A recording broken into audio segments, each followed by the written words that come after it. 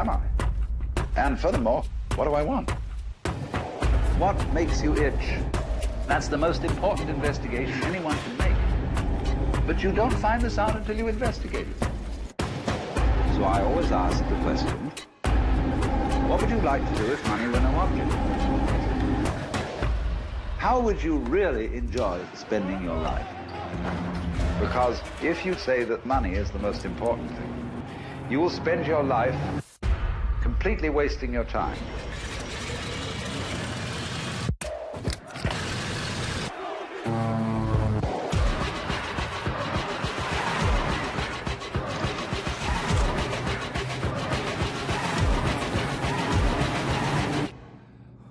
Forget the money. After all, if you do really like what you're doing, you can eventually become a master of it. And then you'll be able to get a good fee for whatever it is. Therefore, it's so important to consider this question. What do I desire?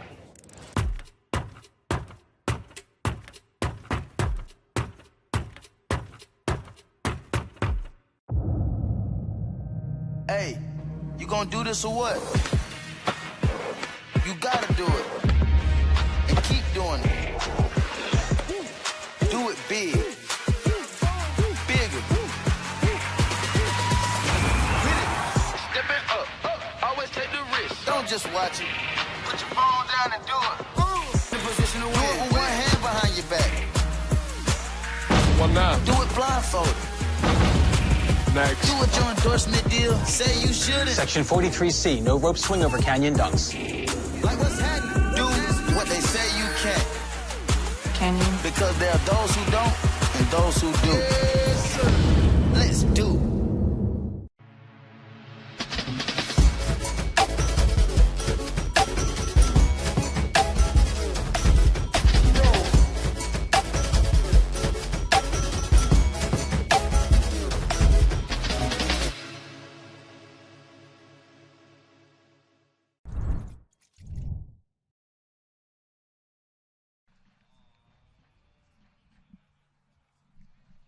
Welcome to Utah Valley, ladies and gentlemen. Clyde Field, to be exact, on the campus of Utah Valley University with the beautiful backdrop as we enter the second day of November, fall time in Utah.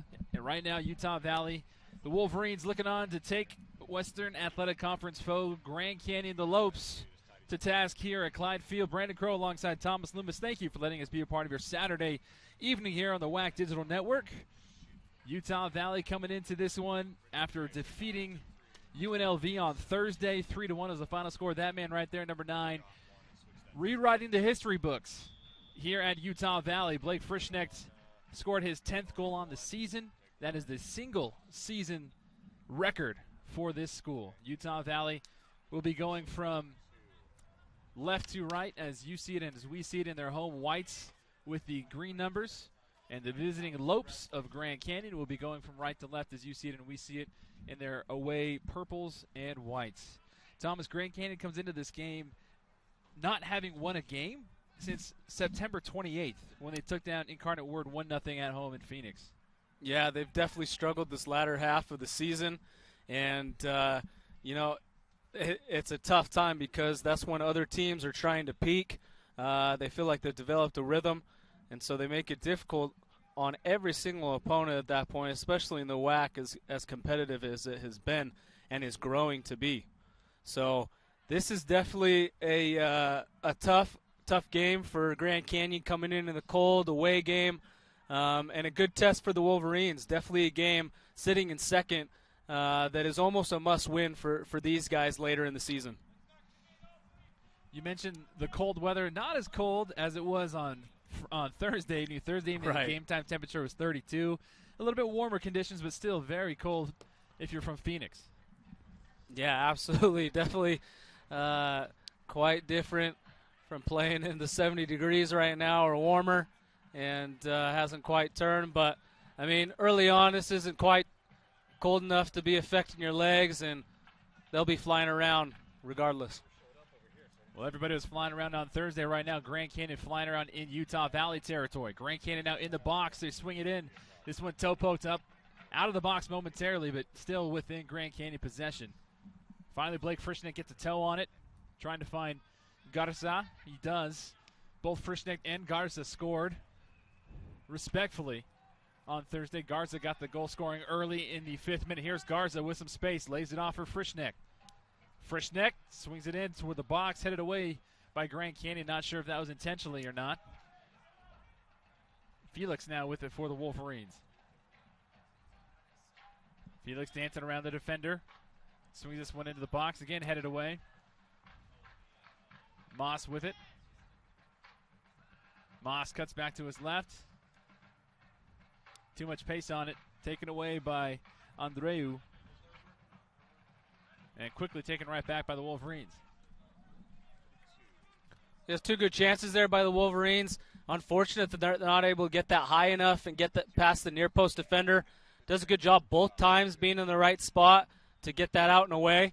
Wolverines need to do a better job of trying to get that higher and really into the mix to find a teammate rather than just to that near post space. Grand Canyon again on the attack. Ball punched away by Utah Valley. Vargas, as you can hear, head coach Greg Moss for Utah Valley, very vocal. Frischnick gets that taken away.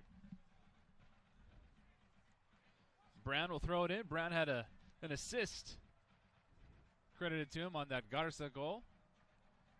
Moss to Brown, Brown to Garza on Thursday evening.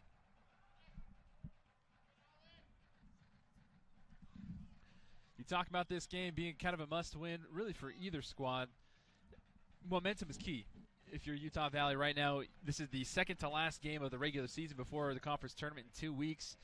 And this is the first time that they've been able to host the final 3 home games here at Clyde Field. They took down UNLV on Thursday, looking to take down GCU here. And then right after this game, they got to gear up for a very tough opponent in Air Force next Saturday.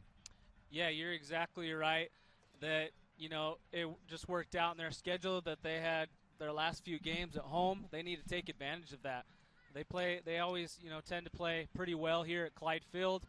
12th Wolverines to back them up, and they're comfortable here. And so it's always easier to play at home. And if you have a momentum to where you can win one game, tonight's a test, and then, yeah, Air Force is going to be difficult in the next game. But they're sitting second, 15 points behind Seattle. Seattle basically guaranteed to take that first spot and win the WAC conference. But for these guys to have a second seed to go into the tournament would be massive. That gives them a bye the first game into the tournament. So they're going to have fresher legs than the 3rd to 6th place team coming in that they would face. And so it's a huge game these last couple exhibitions to try and pull off that second spot going into the WAC tournament. Grand Canyon trying to work themselves around Utah Valley's defense in the box. Instead, Utah Valley steps up, takes it away. Outlet now to Moss. Moss trying to lay it off for Frischnick, way too far. Flag was never in the right position to lift it up, whether or not it was be down or up. And Grand Canyon will live to clear it out and take possession. Yeah, those are moments to where you love to try to find Blake Frischnick in behind. If Zach Moss can do a better job of waiting that to where it just gets around the defender but doesn't get to that box to where the keeper can come clean it up. If he plays that just to lead him a little bit, Frischnick's in, and he's always dangerous when he's got a full head of steam towards goal.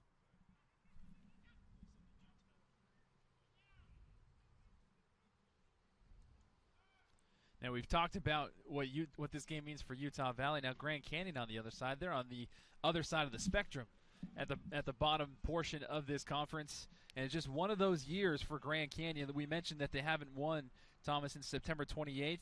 That's the last 8 matches. They've had 5 losses and 3 ties. Out of all 8 of those matches, 5 of those matches went into overtime, including last Thursday, just a few days ago, their loss. And you're right there, Grand Canyon strikes early. Yeah, it's a great ball in as looks like Ian Stonehooker is able to play that into the back post. Aaron Caprio loses his guy, just sails right over his head. He's in the perfect spot just to place header that right into the side netting back post. Great goal for the Antelopes to start off. in the first 10 minutes of this match. That's exactly how you want to start off, especially on the road, and we'll see how UVU responds. Well, we've said this before, that those who have nothing to lose are the most dangerous, and Burt Wilton proved just that. Caught Utah Valley off guard and snuck one in behind Jensen, which is not something that a lot of people can say they've done this year. No, yeah, exactly. He's been absolutely solid in the back of the net. And the Wolverines across the back line have been very stout defensively and pride themselves on being organized. So an unfortunate mistake there is Aaron Caprio just not tight enough. You watch the cross in here, just over his head. And whether it's Caprio or at that left back, they've got to be better organized, communicating who's going to pick up that runner flying in. So now Utah Valley going to be playing from behind. And if their intensity was not turned up yet, they will try to answer Grand Canyon's intensity. And Grand Canyon finds a second goal within less than a minute. Justin Rasmussen secures goal number 2 in the 8th minute for Grand Canyon. Yeah, absolutely. You know, a fantastic hit. Is able to get around that left corner again. Crosses it and cuts it back to the top of the box. Runners flying in. First time hit. Able to curl that back post, side netting. Great start for the Antelopes. And I think that the Wolverines been caught off guard a little bit. Absolutely sucker punched and did not see that coming at all. It's a great hit by Justin Rasmussen. He's in the right spot at the right time, making the run. Great time pass. And, that's one of those that it's difficult for Mitch Jensen to really do anything about. To say that this was unexpected would be one of the biggest understatements of all time, I could say. Yeah, absolutely. I mean, especially with the rhythm with the Wolverines coming in. But, you talk about, as you mentioned before, that these guys have lost, the last 5 games or tied 3 of them in the last 8, with almost all of those going to overtime. That takes a toll on you. That's frustrating. And it makes you want to come into a game with a chip on your shoulder because you know that you've been in every single game, and you're barely losing that game by a golden goal opportunity in overtime. Right. And so the fact that you have that belief that, hey, I'm competing on every single level with these teams, and sometimes those games it's just a lucky bounce either way, unfortunate mistake. But so these guys, I think, yeah, their record may show that they have these losses, but they'll absolutely answer just like this. Another look at Rasmussen's goal. If you're just now joining us, you've got some catching up to do, some early fireworks from the Lopes. 2 goals within about 40 seconds, if that, of each other. The first goal coming from Wilton, and then Rasmussen followed right back, taking the 1-2 punch in the sucker formation against Utah Valley. But now the Wolverines trying to look to respond positively here at home, which is a place that they take a lot of pride in defending. And it's not very often that where you see a score like this where they trail here at home. Brown for the Wolverines to Felix. White to Frischknecht. Frischknecht, pestered from behind, commits the foul. Yeah, both of those goals, there definitely was a breakdown defensively. As they were able to get past that midfield line, there was so much space for them to be able to find that ball to this left-hand side. And, it's difficult on Mark Brown, but you hope that he can close down that space a little bit better to disallow any cross into the mix. Granted, he can't do everything. I mean, you only need a foot or less to be able to get a decent cross in. Defensively, these guys have got to be better organized in the middle to disallow runners from being able to get that ball before them. Grand Canyon continuing their dominance here in the early stages of the first half. Utah Valley has been struggling to find themselves the owners of possession. This one played all the way back toward that midfield stripe. Easley up the pitch. Wilton, the goal scorer. Now back to Easley again.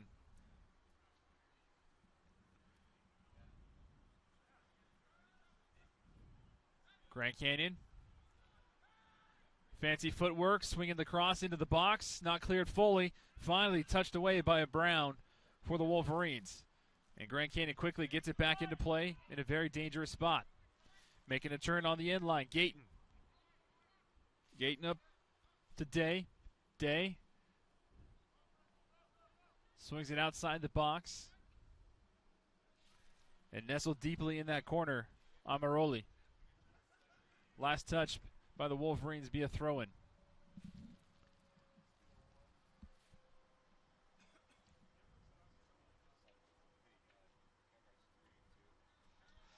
Amaroli, two-handed toss, goes back to the captain. And Aristoteles watches that one go out of play. Be Utah Valley ball. Yeah, he sat off sides there, so just chose to let that one run. Maybe have one of his other players be able to get there in time. But right decision, as I thought originally it was out for a goal kick, but it's going to be a throw-in deep in UVU's territory in the corner.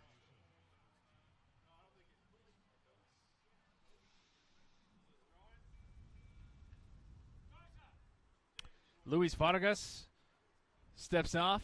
Zyder Vasquez checks on for the Wolverines. An early substitution in the 13th minute for Greg Moss.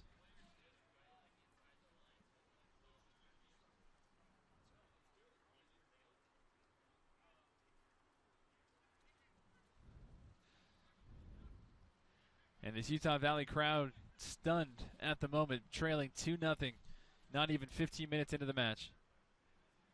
Yeah, it's the perfect start that you want at any team in any game, but especially to be on the road against a tough team like the Wolverines, sitting second in the WAC. You can ask for a better start. Brown, White with the header to Vasquez. Vasquez with a lot of space in front of him. Vasquez trying to cross it, deflected, gets right back. Vasquez now in the box. Vasquez briefly taken away. Vasquez coming in with a challenge. And they're going to say this one was off of Vasquez. Now, if you're Utah Valley, you know what you can do offensively. You know that you can strike back. You know you can come. You just got to settle down your nerves, calm yourself here. But what you can't do is you can't get outside the box and feel like you're being pressured and not play your game. Yeah, exactly. There's so much time left in this game, basically the entire match. So at this point, you continue to play your game. Obviously, there needs to be some adjustments defensively, that these guys need to be tighter and better organized. And maybe the midfield needs to not have so much space in between their defensive line. But there's so much time. They've got to continue to play their game, draw a foul here, great opportunity for these guys to get one back. And, you know, there doesn't have to be this urgency, like you said, to get outside of themselves and get in their heads to where they don't play the way that they should. And I think they just chip away at this. If they could find one goal this half, one goal the next, or there's so much time in this half that the rhythm can change super, super quickly with a goal right now. That yellow card against Grand Canyon goes against Ariel Aguas. And like you said, Thomas, this is a fantastic opportunity for the Wolverines to get one back. We know how dangerous they can be on set pieces. Zach Moss will deliver.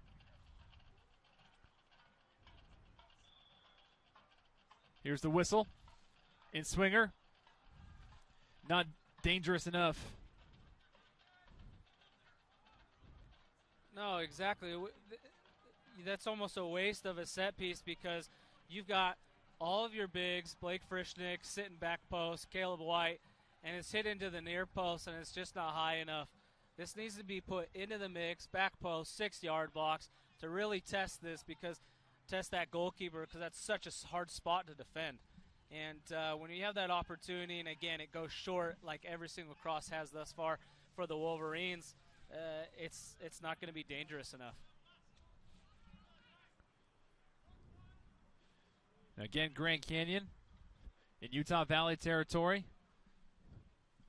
And that ball will go out past the byline. Goal kick for Jensen. It's a good idea there. I almost thought that Julian might be able to get there just in time. Barely runs out of bounds before he can make it, but it's a good idea again by the Lopes. They're finding a way to get the ball over the top and break down the defense over and over again.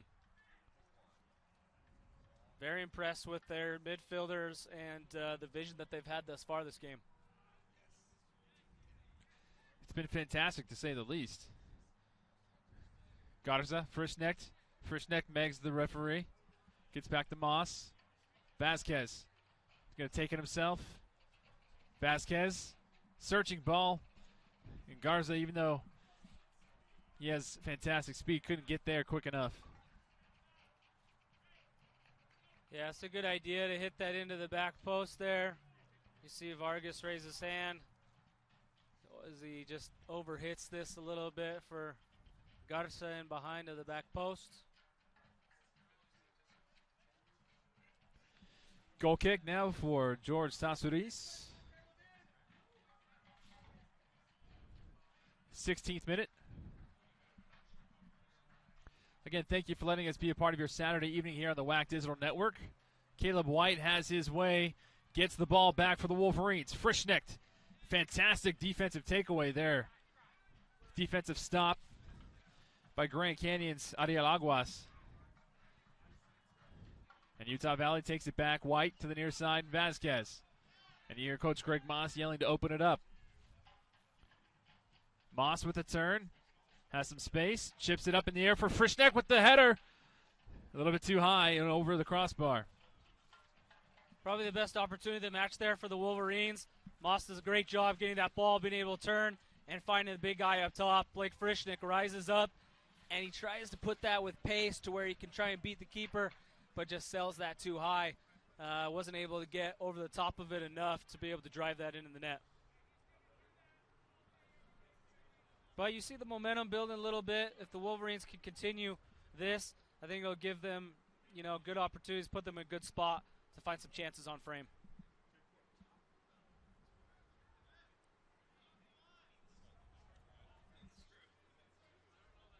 Aguas sends it upfield. Brown chests it down to himself for the Wolverines. Ball deflected, last touch off of Grand Canyon. Utah Valley throw-in. And Moss will defer to Brown. Brown, two-handed toss, looking for Frischknecht.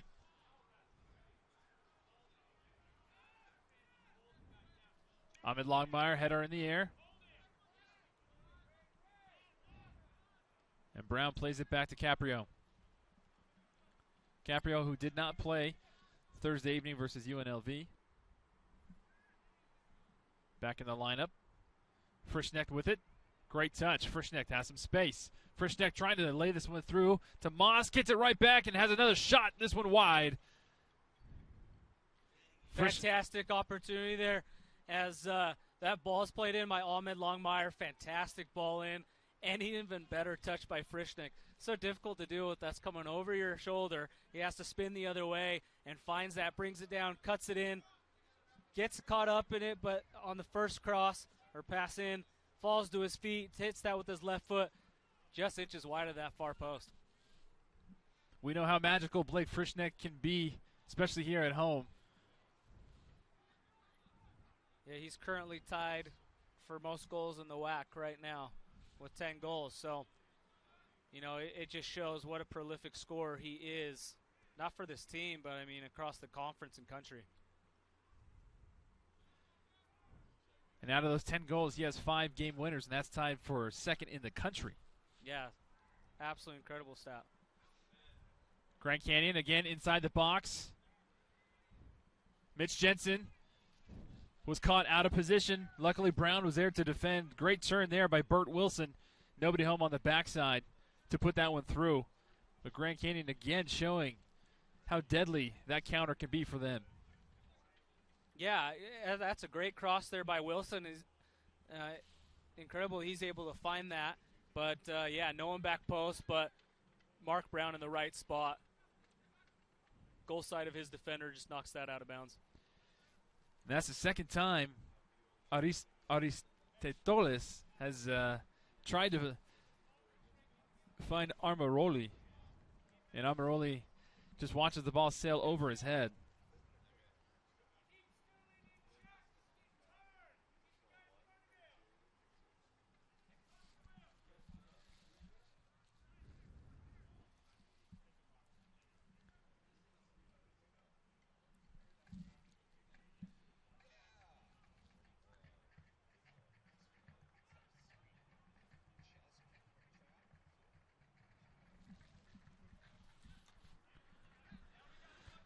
21st minute, if you're just now joining us, Grand Canyon got on the board early and twice in the 7th minute. Here's Utah Valley's opportunity here. A collision in the box. Goalkeeper gets up. And it looks like Garza is down. And referee is signaling that this was something to do with the head. And so he's signaling to Coach Moss. Now a thumbs up. Nope, Garza saying he's good, but the head referee is saying anything with the head, we're not taking anything for chance, and we're sending you off the pitch.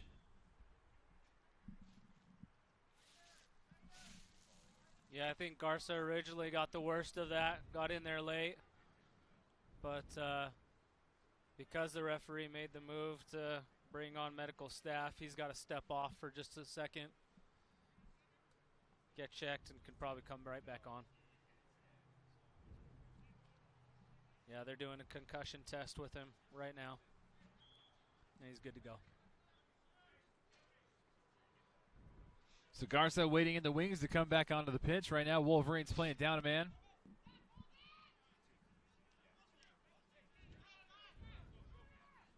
And Grand Canyon going to continue the attack.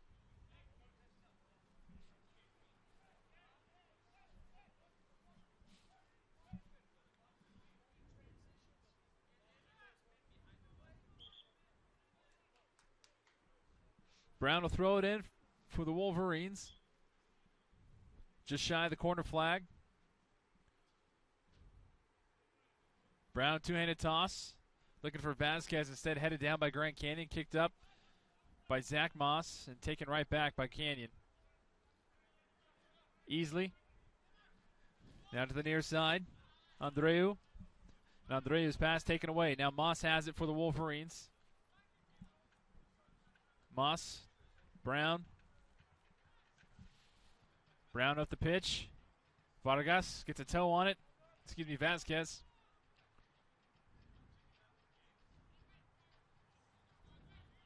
.22 minute. And what looked like some momentum for Utah Valley has momentarily been stalled after Garza came off the pitch, and now both teams looking a little confused.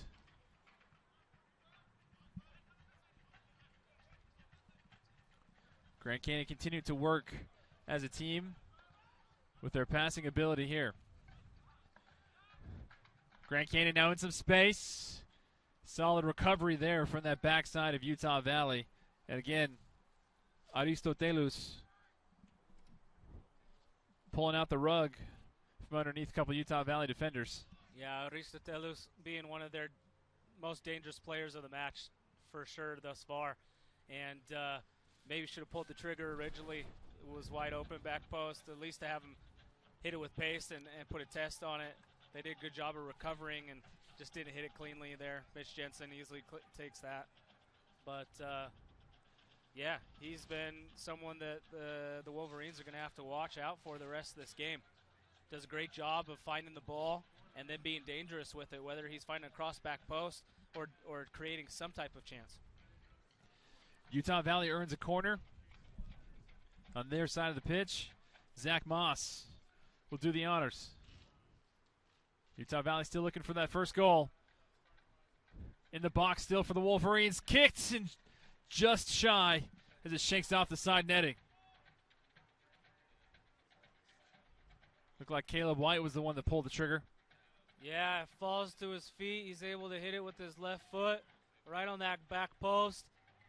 Again, one of those frustrating moments. You know that he's in there tight, so he's just trying to roof that, put it in the top of the net. But just put that on frame any way you can. That close from that distance, hitting it with that much pace, it's going to be almost hard. And any type of deflections probably in the back of the net. And Grand Canyon gets bailed out by a bad pass from Utah Valley. George Tassouris shanked it with his foot. Got more turf than the ball, trying to clear it. But a misconnection for the Wolverines gives the ball right back to Grand Canyon in the 25th.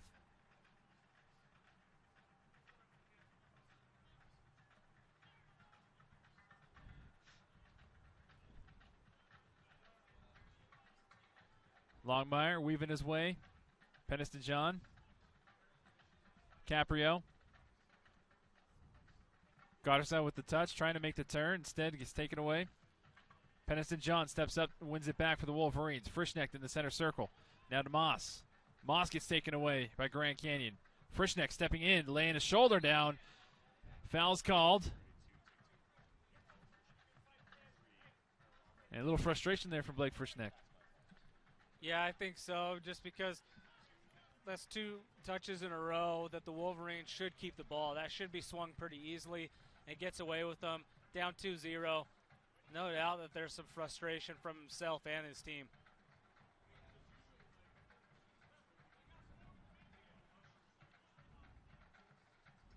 Grand Canyon continuing to play with house money.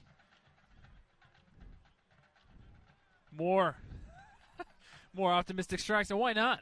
Why not have a go? I was going to say, I mean, he has the confidence, and he's done great thus far.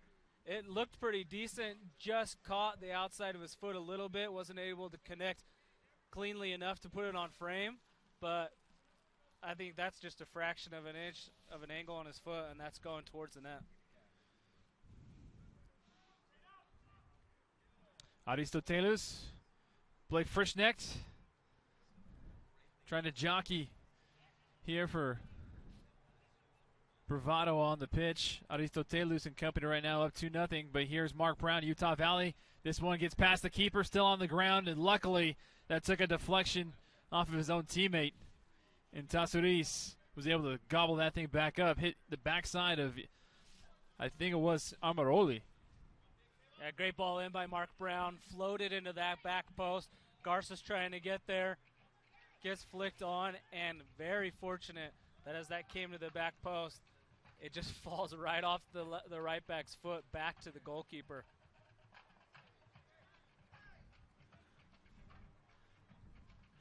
And some more physicality being displayed here. Yeah, as Mitch shields that out of bounds, gets a little shoulder.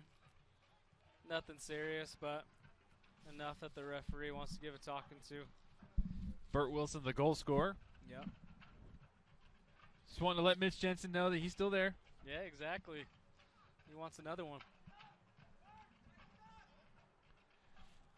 27th minute. Jensen's goal kick. Looking for Vasquez. Vasquez heads it up in the air. No white shirts behind him. Zach Moss finally enters the picture for the Wolverines. A little bit too late as Grand Canyon has it. Moss. Good harassment there on Aguas.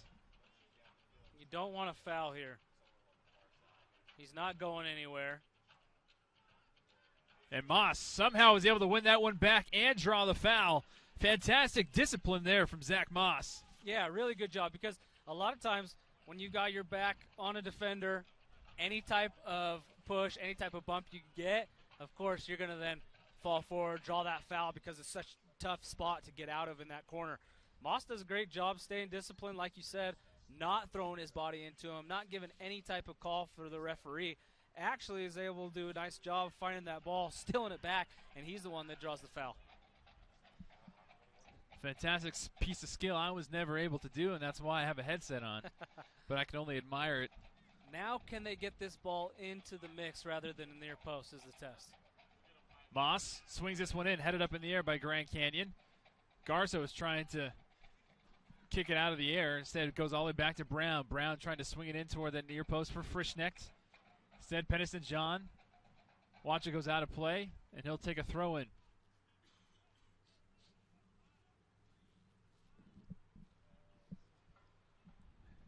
Peniston John defers to White. And we'll see what White has up his sleeve. Just shy of the half-hour mark of the match. White's two-handed toss into the box. Headed down by Zach Moss. And kicked back toward Utah Valley territory by Grand Canyon. And a foul is called against Brown. And the head referee did not like the way that Brown kicked that ball away.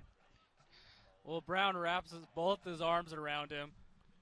I'm almost shocked that there's not a yellow card kind of on the counter. That's a typical foul. stop the counter, let your defense get back and get organized. Pretty shocking that there's no card there from the referee. Again, that was Burt Wilson causing trouble. Caprio watches that one go out of play, throwing for the Wolverines.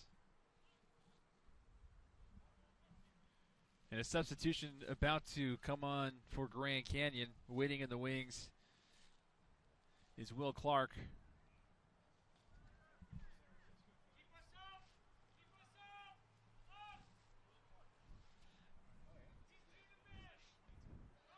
Not to be mistaken with the former baseball player, Will Clark.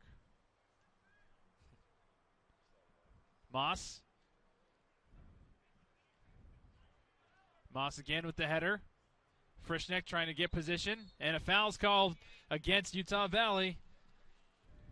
Maybe an iffy call here, but needless to say, Utah Valley, fantastic position for a free kick. Yeah, if I'm Antelope here, I'm pretty frustrated with this call. You know, it's a 50-50 ball being flicked on. Maybe he gets into Frischneck's back there instead of going straight up. But, yeah, iffy call. Great call if you're a Wolverine. Very dangerous spot with Blake Frischneck hitting this on frame. Looks like Vasquez is right in front of the keeper. Moss is going to trail. Here's Frischneck's shot right at the keeper. George Tassoudis took one step, caught it, and fell right on it. Yeah, great anticipation there. It was hit okay, but wasn't with the power that Blake Frischneck can hit it with, or the precision into that, you know, side netting or top 90. So great anticipation and makes that save there. Becca Rice, Leo Fuchs set to check on for the Wolverines. And ideally the Wolverines would like to get two, but at least in this first half try and get one back. Moss to first for Frischneck. Frischneck with a beautiful turn. Somehow still has possession. Frischneck fighting off a couple defenders. Splits. And more frustration from Blake Frischneck being expressed. And here come the Antelopes. Nice ball there. Longmire gets there just in time and gets that big, long lay on it. Yeah, without that extension there, that's another goal. Perfectly weighted ball in behind. Ahmed does a great job sliding and getting his toe on it to get that away, or else I think that's another goal. Caleb White steps off for the Wolverines, as does Luis Garza. And stepping off is Hugo Logan for the Lopes for Will Clark. Yeah, you saw the frustration there by Blake Frischneck. He does a great job of holding off two guys for, you know, nearly 5 seconds. I think his teammates have got to do a better job moving. They've got to find an open space, some type of cut, get away from a defender so that he can at least release it to you, even if it's not a through ball in behind or any type of creativity that he needs to do. At least just give him an option to where they can lay the ball backwards and keep it. Exactly.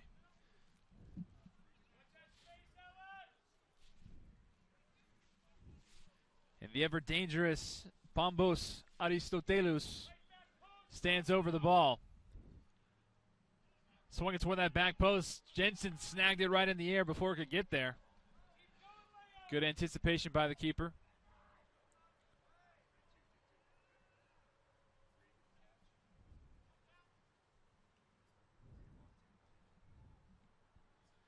Jensen's kick headed up in the air by Grand Canyon. Last touch by Peniston John out of play. Throw in now coming for the Lopes. 34th minute.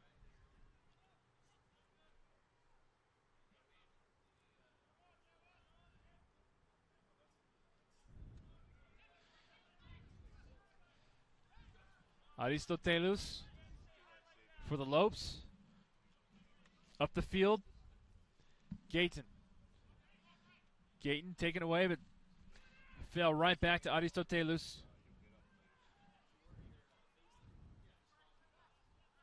Moss giving chase. Leo Fuchs with his first touch. Frischneck with the turn. Frischneck slides, gets a foot on it.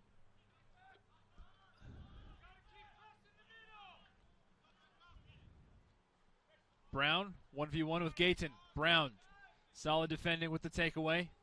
Gayton with the push from behind, foul called against the Lopes. Big wide stance from Brown, shielding off Gayton. And finally got enough push for the foul.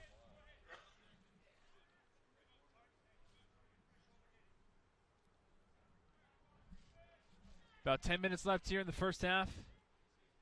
2-0 Lopes on top of the Wolverines. Goals coming from Wilton and Rasmussen, both in the 7th minute. Longmire looking for a target.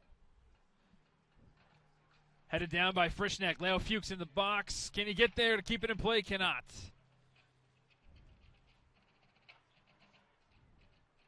It was a miracle that he even got there, to be honest. I thought that one was well out of his range. Yeah, Frischneck, good ball in by Longmire. Frischneck rises up, puts that down.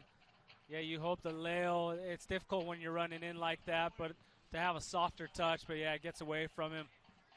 Nearly saves it, but just not quite enough pace to be able to get there. Too far ahead. Aaron Nixon now set to come in for the Wolverines. As Tassoris' kick. Bouncing around and eventually falls to a throw-in for the Lopes. There's still 10 minutes left here in this first half, Thomas, but I'm very curious to see what adjustments the Wolverines make at halftime. Yeah, I think that they've gone and they've been forced to go a little bit more direct than they typically would play. The surface is so nice that they're so good at playing on the ground and moving it if they can, and then finding Blake Frischneck up top, feeding off of his energy and his moves, and then finding through balls in or finding crosses into him in his head. But, yeah, I think that they have got to settle down, keep more possession of the ball this second half, and they've got to take advantage of these set-piece opportunities or any crosses in. They've got to put that in the mix. They've got to be more precise with their passes and their crosses in, rather than just trying to hit it to that near post and hoping that it takes the deflection that they want. In the background, Becca Rice took a shot, deflected off of a hand of Grand Canyon. And that one deflects off of the head of Grand Canyon. Setting up a corner kick.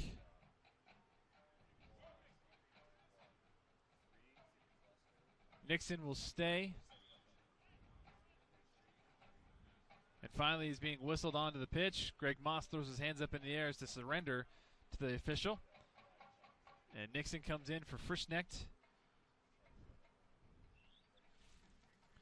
And coming on is Calvin Kissy for Grand Canyon. Stepping off is Bert Wilton, the goal scorer. But Zach Moss in the corner. Moss looking for Fuchs. And a very optimistic attempt by Utah Valley. Zaire Vasquez sails very high over the net. Yeah, that was hit super hard into the back post, maybe a little bit more than Zach Moss wanted. But Zaire Vasquez in the right spot just doesn't hit that cleanly. You want to hit that on the half volley, just off the bounce, be able to keep that low and driven on frame.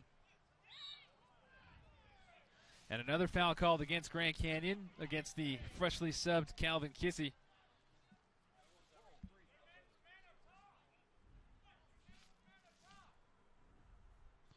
Zach Moss with the one touch. Nixon with the header. Moss again with it. Moss. And nothing dangerous as Tassoudis falls on that very easily. Yeah, Greg Moss wanted early ball in. Ahmed Longmire hits that. Zach Moss able to bring it down. Flick it on. Nixon gives it back to him. And yeah, you want to test that, and he has the time there to put that on frame, but doesn't hit it with enough pace. Brown's header goes over Becca Rice. Felix with the touch from behind. Still Grand Canyon ball.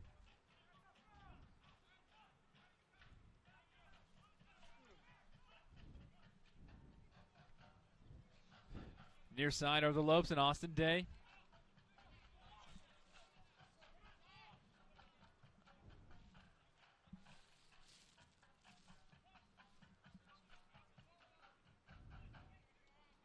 Brown steps in, and a foul's called against him.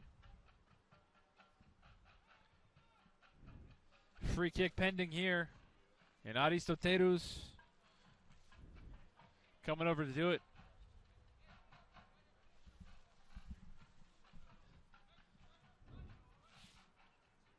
'40th minute, about 5 minutes left here in the first half. Grand Canyon looking for number 3. Utah Valley still trying to find goal number 1.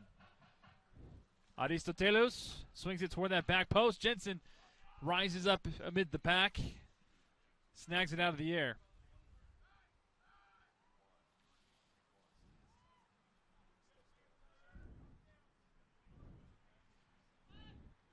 And Aristoteles keeps it in play.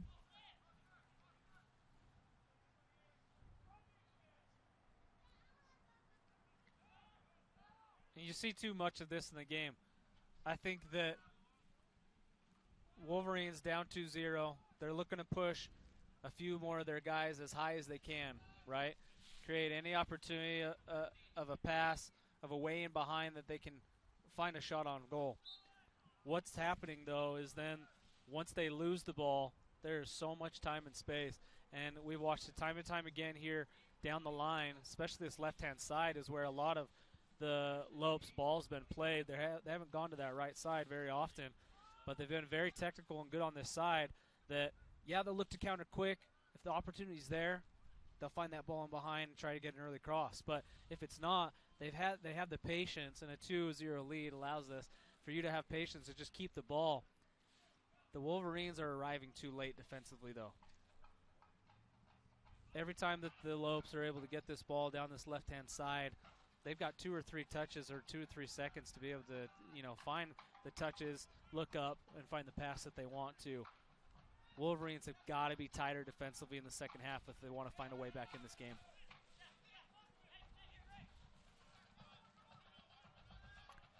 Brown on the ground trying to find Nixon, but again, like you said, giving the ball away very easily.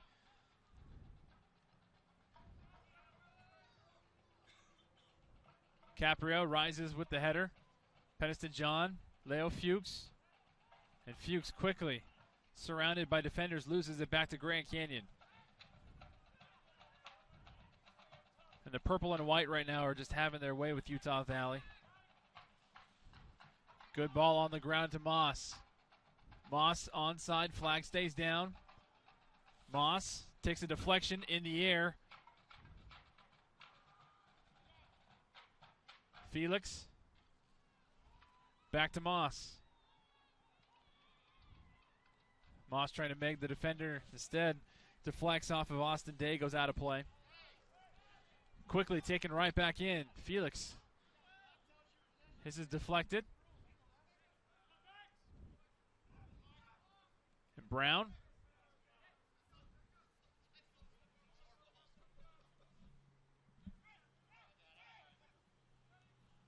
And here comes Grand Canyon yet again, knocking on the door, Utah Valley territory. Swinging toward that far post, no purple shirts there. Peniston John turns, has an open field in front of him, pushes it up to Leo Fuchs. Fuchs, head up. No options but to go back to Caprio. Caprio to Peniston John. Becca Rice. Sheds a defender. Rice to Moss in the center circle. Moss is Brown on the right side of him. Moss trying to go up to Nixon in front. Kick back all the way to Longmire.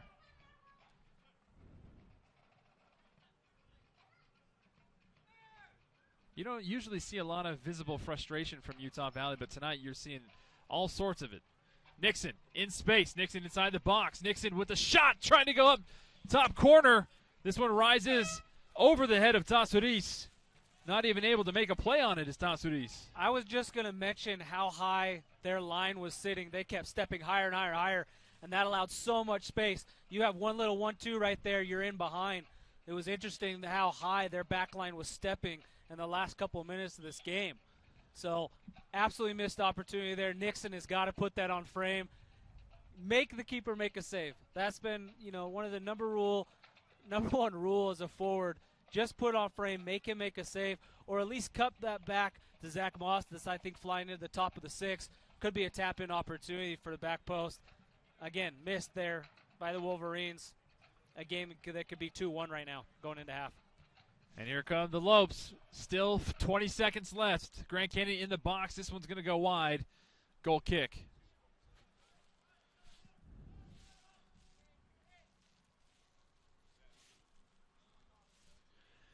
And Thomas, that's how the first half's going to end. Grand Canyon caught lightning twice in a bottle in the first half within the 7th minute. Wilton and Rasmussen's both goals are the difference maker. Yeah, they came out flying and completely caught the Wolverines off guard. Fantastic first 10 minutes for the Lopes, and you didn't see a lot of chances after that. There was a little bit of a response there by the Wolverines, a couple set pieces that they needed to take better advantage of, and that last opportunity, I think, there by Nixon has to be in the back of the net. If you get subbed on fresh legs, that's got to be at least a moment to where you make that keeper push the ball wide, or that's back post side netting. And so a game completely caught these guys off guard. 2-0, awesome lead for the Lopes. Could be 2-1, and this is a test. We'll see how the Wolverines can respond, adjust, and come out in the second half. There's the score at the break, 2-0. Grand Canyon on top of Utah Valley. We'll step aside, let our sponsors do some work, and we'll be right back to analyze and get ready for the second half right here on the WAC Digital Network.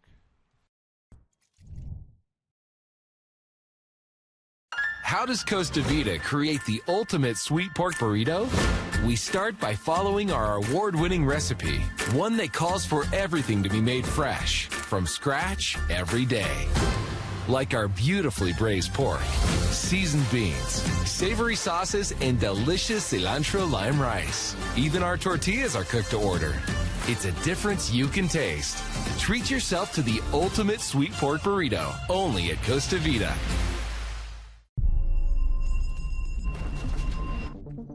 If we can see things for what they are. If we can see what they could be. If the plastic we use, we never throw away. If the end of one thing could be the beginning of the next.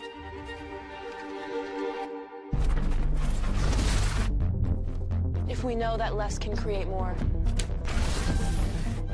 If we can return, we reciprocate, we regenerate. If we are here for others, if we can work as a team, all we have to do is connect, and the world opens up. The future is about giving back.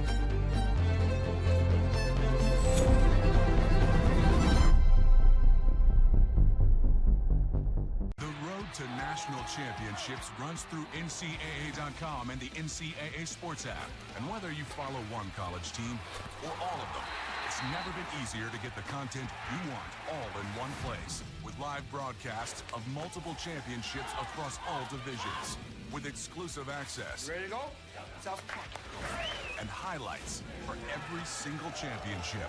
Stay in the game all season long with NCAA.com and the NCAA Sports app. What's the difference between buying from Murdoch and buying from somebody else? In a word, confidence. You'll love our price match guarantee, our 5-day exchange policy, and don't forget car washes and safety inspections for life. If you need a new vehicle, consider Murdoch Hyundai. I promise you'll love it.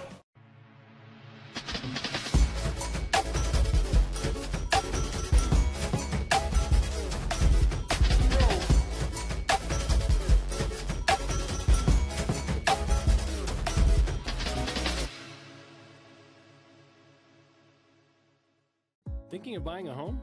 Think bigger. Because with UCCU's low interest rates and low mortgage insurance rates, you could qualify for more house with the same payment you could get from other local lenders. A mortgage with UCCU gives you more purchase power. That means more money you can put into your home or back into your pocket. To learn more, visit uccu.com/morehouse or stop by any UCCU branch today. More house, same payment. Only at UCCU. Inspiring smart mortgage decisions. In the WAC, we value sportsmanship on the field, on the track, on the court, in the pool, and in the stands. We take pride in playing fair and being honest. We honor the game by showing respect for our opponents, The officials, the fans, and our team. Great sportsmanship is about keeping everything in perspective. It's about taking ownership after a loss. And being humble after a win. We hope you'll team up with us by staying positive on the sidelines. Because great sportsmanship is what unites us. We are the Western Athletic Conference.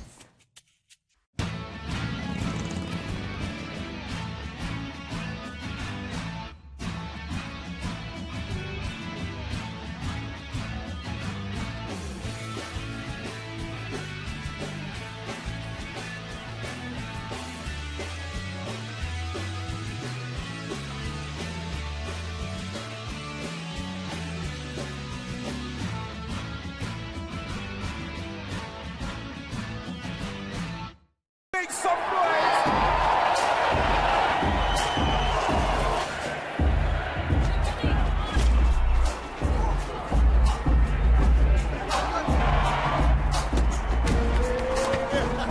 Let's do this. Ready? Go, Clyde, come on. Creative, the world needs an answer. Give us the answer. Creativity is the answer. Never play on repeat. Put your own spin on things. Let a new wave begin. All right, come on, let's go. 2 seconds. Creators run the show. We want the answer. From the cage to the stage. Rise up from the streets to the pros.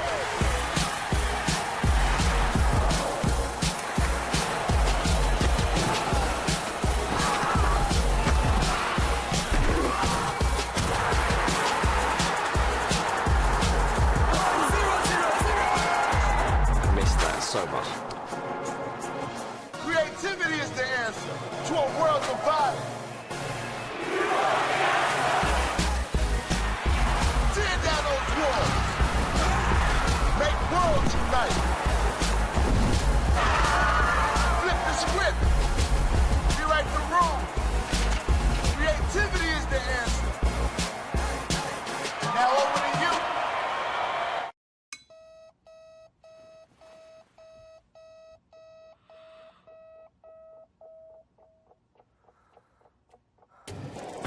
Who am I? And furthermore, what do I want? What makes you itch? That's the most important investigation anyone can make. But you don't find this out until you investigate it. So I always ask the question, what would you like to do if money were no object? How would you really enjoy spending your life? Because if you say that money is the most important thing, you will spend your life completely wasting your time.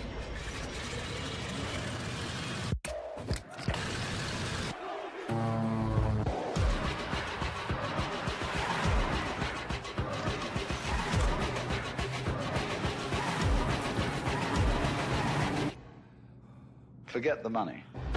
After all, if you do really like what you're doing, you can eventually become a master of it. And then you'll be able to get a good fee for whatever it is. Therefore, it's so important to consider this question. What do I desire?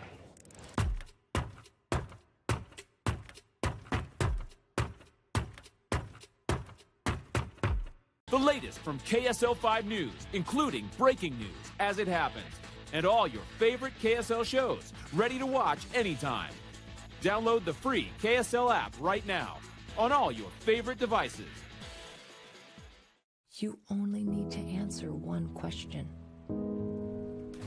Will you accept the challenge to become? It doesn't matter your situation in life. No matter your interest.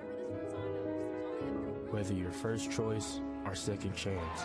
There's a place for you. Place for you. Place for you at UVU. Place to engage, to rise, to succeed. To become.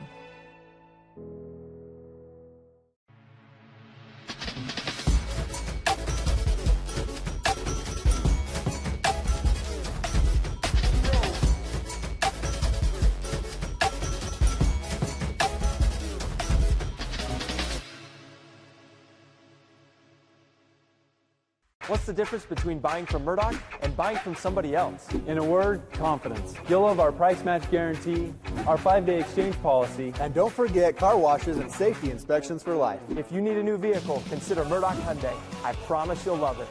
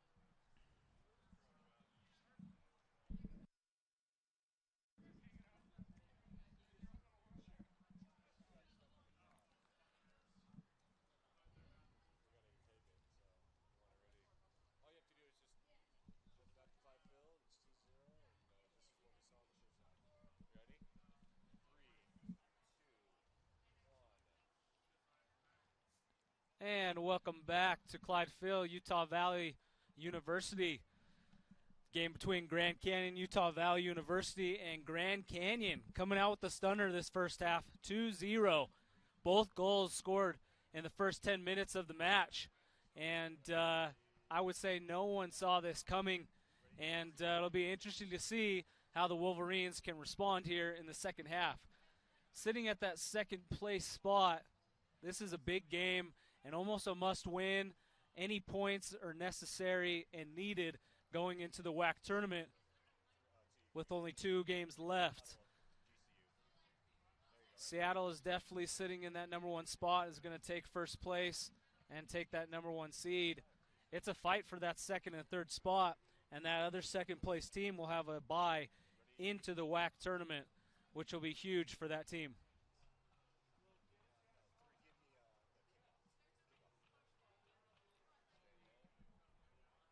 Kickoff will be just underway. Referee has the ball, and the Lopes will start with the ball here in the second half. You know, Thomas, you're actually pretty good at that. You might just have to take over for me more often. Hey, I mean, anytime that I can help, what I can do,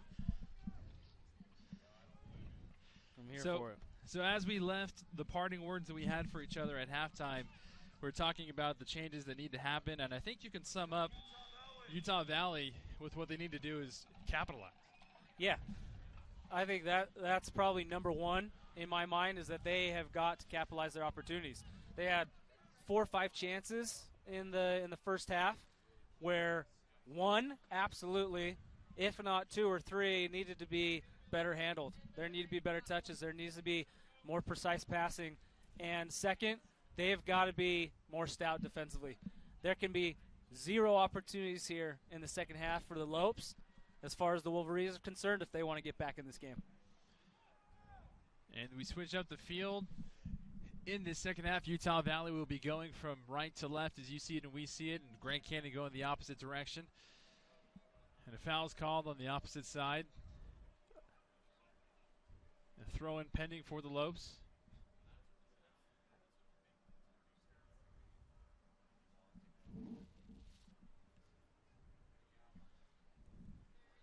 Here's the two-handed toss into the box, headed away by Felix. And the ever-dangerous Aristotelus lets it play all the way back. Leo Fuchs with the header now. And Blake Frischnecht, who holds the single-season goal-scoring record here at Utah Valley with 10, wants more. He's a hungry boy. His teammates trying to feed him here in the second half. Good ball control by Utah Valley. Maybe a little bit too fancy at that moment. Yeah, you said it right. Vasquez right there just needs to, play clean, play simple, move the ball, trying to figure out these back kills that is just needless giveaways as they were in a great spot at the top of the box. I think if they swing that, just have a little bit more patience, they can develop something. Foul called against Utah Valley.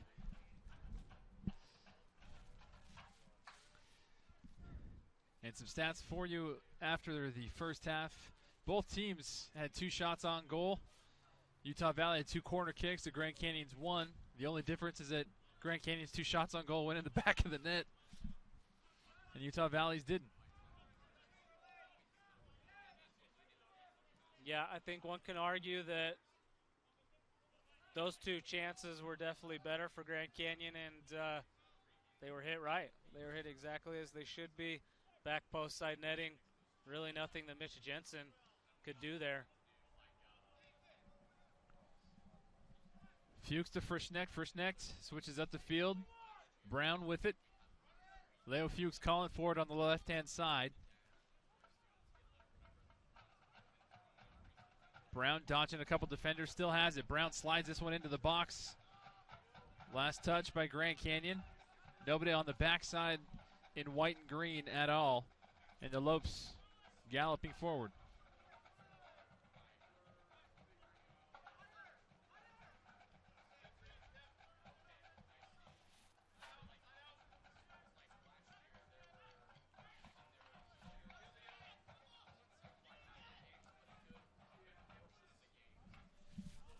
And a late substitution in the first half. And Calvin Kissy stays in. Gets the start for the second half. Draws the foul against Utah Valley. Aristotelus. I wouldn't even be surprised if they gave him enough space to take a shot from there. Yeah, you watch as Alec Felix and White almost just kind of sit in there, letting them pass side to side. You know, you need to be well enough organized that you don't get beaten behind, but I definitely think there needs to be a little bit more urgency this second half from the entire team to win the ball back when they can and push forward quickly, because if there is no sense of urgency, they're going to run out of time to get back in this game. Ahmed Longmire kicks that ball away. Throwing for the Lopes. Is there a certain minute marker that you would draw a line in the sand and say, okay, from here on out it's a little bit more desperation? Yeah, I would say probably about 20 minutes. Okay, once we get to that 65th minute, 70th minute, I think that's when you've got to decide, you know what, we've got to throw more numbers forward. Most of our balls need to be direct and just hit into their half, and we've got to get after them. Yeah, to where you put them under pressure and make it difficult and almost make it an ugly game at that point. But you've got to create chances, and you've got to be flying around. You know, one thing I've thought about coming off a game just a couple nights ago, it almost seems that the Lopes have a little bit more fresh legs. That there might be some heavy legs on the Wolverines right now. With the cold setting in even more tonight, it's going to make your muscles maybe a little bit more tight than they would be normally in other temperatures. But, I mean, the Lopes responding again this second half and doing a great job. Aristotelus winds up, takes a shot, kicked high up in the air, and Jensen comes out of nowhere and rescues the Wolverines.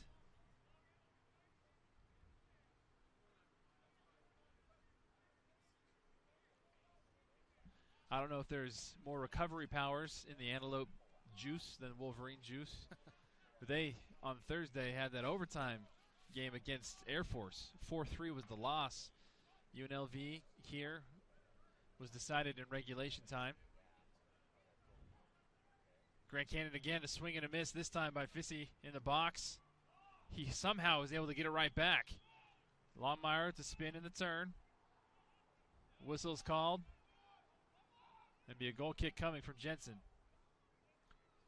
Yeah, you would think that the Lopes coming off of an overtime game that they're going to have, you know, maybe the heavier legs. In Colorado. Yeah, it's looked absolutely the opposite here. Here's Moss running forward for Utah Valley. Moss trying to chip it in for Vasquez. Flag is up on the far side. Really good chance. You see Vasquez there just waiting, tippy-toeing the line, trying not to be offsides, but to get that ball in by Zach Moss. That's a great look by the Wolverines. Unfortunate that he's just a touch offsides. Tassoris will elect the goal kick. Greenman Gang in the background. Troopers, they were here Thursday night, have been here all throughout the cold. Continuing to help support and be among the 12th Wolverines here. Moss gets it inside the box. Moss with the flick to Frischneck. Frischneck trying to find the one-touch volley. He gives a signal of approval to Moss. Couldn't connect. Leo gets this ball on the left-hand side. Looks to play Frischneck, I think, originally over the top, and Frischneck didn't read it well enough. But Zach Moss gets in behind. The captain misses that, and it falls to Zach's foot.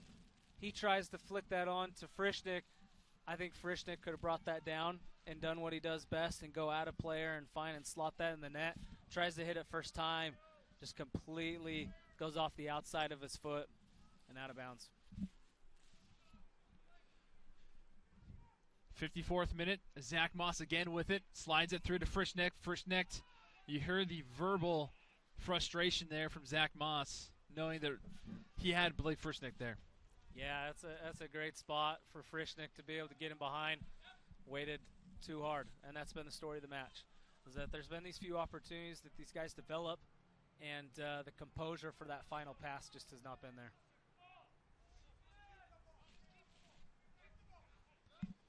You hear Grand Canyon's coaching from their bench just yelling to their players, keep the ball, keep the ball. And that's really the name of the game if you're Grand Canyon at this point with 2-0 lead.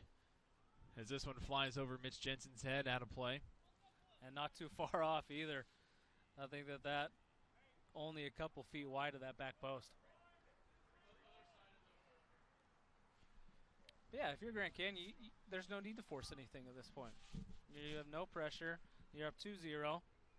Let's just calmly break these guys down when we can, keep the ball, move it from side to side, have great rhythm, and, basically tire these guys out with our possession. When the opportunities are on and the space is there, sweet, let's get after them. And that's what you want from these guys. And, they're very well coached, and I think that they're going to try to play that way the rest of the half. Oddly enough, as weird as it is to say, I feel like Blake Frischneck has actually touched the ball more in the first 9 minutes of the second half than he did in the whole first half. That's a great point. He has been pretty involved, and that's what you want from him at the beginning of this half. But yeah, I think in the first half, so many times he got the ball, and it was just hold-off play. He wasn't able to actually turn and be able to go at defenders as you want from your 9. As you want from Frischneck to be able to get after guys, take them 1v1 in and around the box to create chances.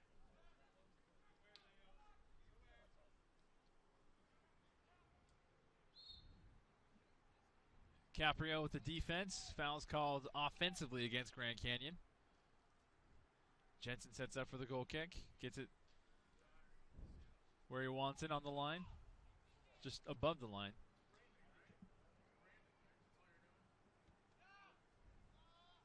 Frischneck rises, gets a head on it, and headed right back upfield by Grand Canyon. And Caleb White trying to head it up to the side to find Mike Brown. Instead taken away by Grand Canyon. Here come the Lopes. Aristotelus. Pestered by Fuchs. Still in play. And Leo Fuchs with the collision. That was nasty there by Leo Fuchs.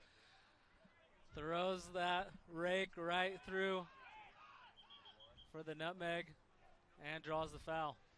That was a great moment there. As you were looking at me, Bombos Aristotelus got up and smiled and actually gave a thumbs up to Leo Fuchs. Yeah, He's like, okay, I see you. He knew that Leo got him good there. And, as part of the game, you got to have that respect for the player that just did you dirty. Caprio. Felix with the header. Up in the air by Grand Canyon. Peniston John. And if you're up 2-0, it makes it easier to be able to throw that thumbs up to the player that just did it to you.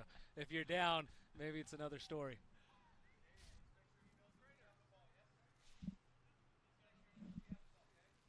And it looks like an injured Lope on the pitch is Marios Andreu.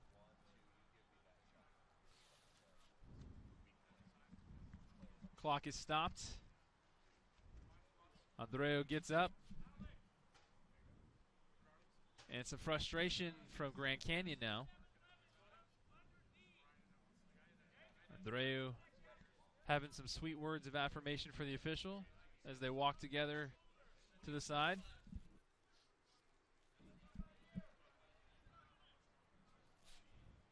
And Andreu will step off, and his replacement momentarily is Braden Tucker, the freshman from Spokane, Washington. And Grand Canyon will kick it back to Caprio. Something that didn't happen on Thursday with UNLV caused quite a stir. Yeah, absolutely. I mean, when you have the ball and the other team doesn't have that respect to give it back to you after, the play is called dead to allow your player to get off. Because if there's an injured player, we want to take care of that person, and the referee, that's part of his job to do so. And to not have that respect to then give it back to the person that had possession, in this bad game, form. Very, very bad. A lot of disrespect in that move. But I've been there. It happens, It happens in the game from time to time when you are playing against a team like that, and you can expect to get chippy after that. And with all due respect, the head coach for UNLV recognized what happened, albeit a little bit later than Coach Moss would have liked, but then he yelled to his players to defer and signify, okay, sorry. But it got a little testy for a few minutes. And we see Grand Canyon subbing more fresh legs into the mix. I wonder when the next substitution will come from Coach Moss. And Zaire Vasquez stumbles, falls down. And here come the Lopes on a counterattack.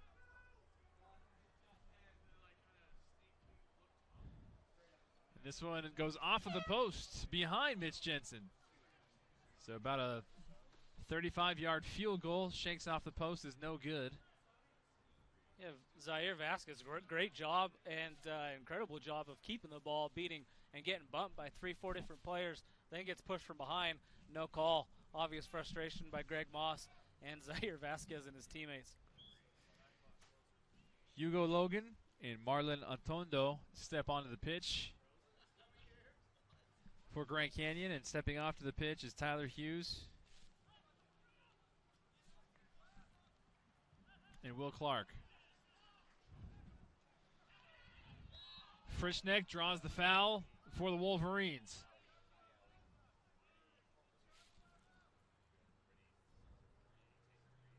And Frischneck sets up his team in a very tantalizing spot for a free kick here. Try and get within one goal. Yeah, if we had another look, maybe, but, there might have been a lot of ball on that, but goes early. Moss trying to test the keeper. Tassoudis acted like he probably didn't see it, but actually really did, and it was right at him. Yeah, good job there by Tassoudis to stay aware and be ready if they go early. I got this whole goal covered nonetheless. 60th minute, we've hit the hour mark at Clyde Field. Again, Grand Canyon on top of Utah Valley, 2-0. Both goals from Grand Canyon coming in the same minutes in the 7th. The first coming from Wilton and the second from Rasmussen. And ever since then, Utah Valley has struggled to respond.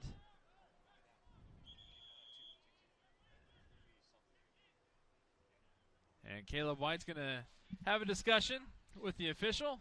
Yeah, for sure. Caleb gets fouled here, but then goes to step over the player as he's walking past. Gets a flick of the leg, tripped up. Are you surprised you don't see a little Amarillo coming out of that card? Well, I'm not at this point. I think that there it is. Yeah, I don't know how serious that one is. He's stepping over. It's not like he's stepping on the player. Then that's absolutely deserving. But stepping over, yeah, you're going to get a reaction. But being down 2 goals nonetheless. Yeah. 61st minute, a free kick from Zach Moss.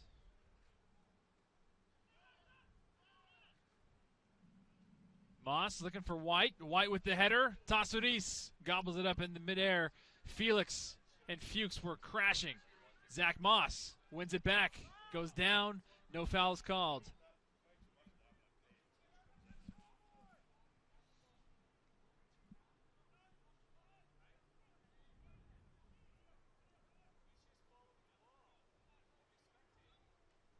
And we are about 10 minutes away from the line in the sand that you talked about earlier. Yeah, well, you've already seen it. They've began to go a little bit more direct than I think they typically would be.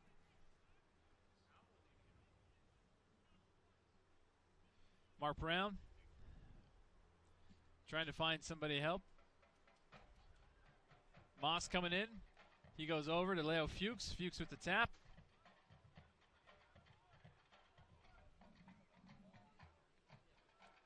Fuchs. Ball deflected off of Grand Canyon. Be a throw-in for the Wolverines.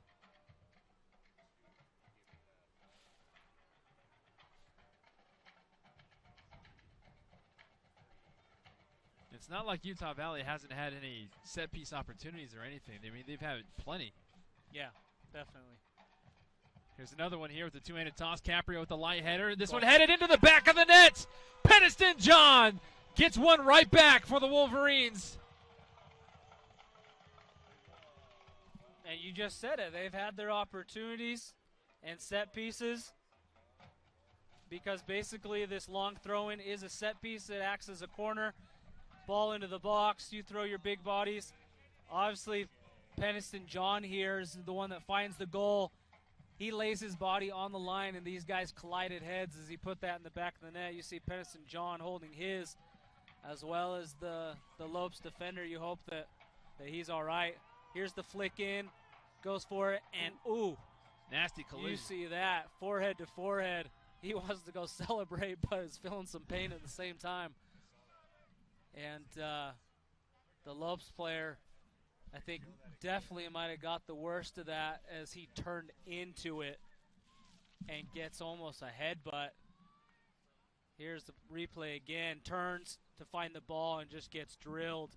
Peniston John facing forward, I think, had a little bit more of the momentum, and the Lopes player.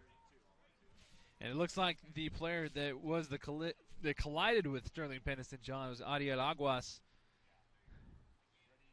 the junior from Quito, Ecuador. Good to see him up on his feet, walking off on his own. No doubt that was a stinger and definitely rung his bell a little bit, but you watch as he's getting checked, but seems to be all right. And the head officials coming over to have a discussion with the Grand Canyon bench as well. But Sterling Peniston John's header in the 62nd minute brings the Wolverines right back in this game. This will definitely raise the energy. I think this will now allow the urgency that I've been wanting and asking for, and that goal just automatically does it. We'll see how they respond. It almost is nice to have a little lull right here, I think, for the Lopes with that injury time. Let them reset. But should be a fun 30 minutes. Leo Fuchs comes off for Luis Garza.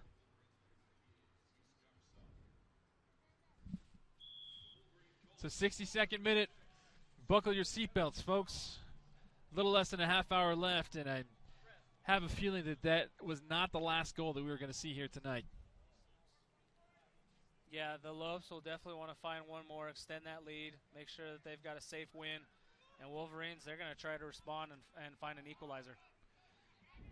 The intensity has definitely picked up on the pitch, more vocal from both squads. And you can see the intensity on the defensive side being picked up by the Wolverines. And Grand Canyon trying to rise to the occasion here. Garza going 1v1 on the side. Jensen snags it out of the air. Armaroli going 1v1 with Garza. Jensen's goal kick, chested to Blake Frischnecht. Frischnecht trying to turn around the defender. Defender eases and pulls back. Frischnecht looking for Moss. Moss in the box. Moss is kicking the back of the net. We have the equalizer. Flag stays down. Utah Valley 2, Grand Canyon 2. Wolverines come from behind. Zach Moss responds within a minute of St. John's. And just like that, this game can change in a matter of moments. Blake Frischnecht does a great job of checking back to the ball. Turns, lays that defender off of him, and sees Zach Moss making the run across the back line. Great ball in behind. Does a great job chesting the ball down, and scissor kicks that in the air. Goes to the back post, kisses the post, and in the back of the net. Incredible response here by the Wolverines. Lopes won an offsides call. Didn't get it, and we have a tie game here. And it's going to be a rally game for the next 25 minutes plus. If you don't think soccer is fun, then you don't have an appreciation. Looked like he was clearly onside. Scissor kick to perfection, and he barely gets enough of that post to go in to the back of the net. And here comes Utah Valley again. Blake Frischnecht now with it. Frischnecht and Tasuris. Yeah, you watch his number 2. Eastley, I think, leaves him there on sides. You saw that he's pretty even with him as that ball is hit. And great equalizing. That goal by Zach Moss was his third straight game with a goal. So 3 consecutive games for Zach Moss with a goal. And more frustration on the pitch now. Marios Andreu, who we already saw come off of the pitch before with an injury, is now arguing to the referee. And this is where cooler heads will prevail in the remaining minutes of this match, as we see the coaching staff for Grand Canyon whispering their sweet nothings to the sideline officials. Yeah, exactly.